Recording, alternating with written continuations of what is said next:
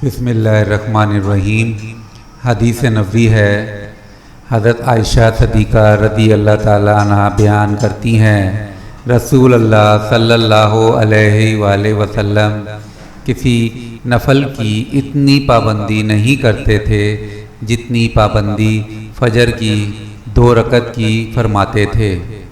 आप सल्लल्लाहु अलैहि वसल्लम ने फरमाया, फ़जर की ये 2 रकतें दुनिया और उसकी हर चीज़ से बेहतर है।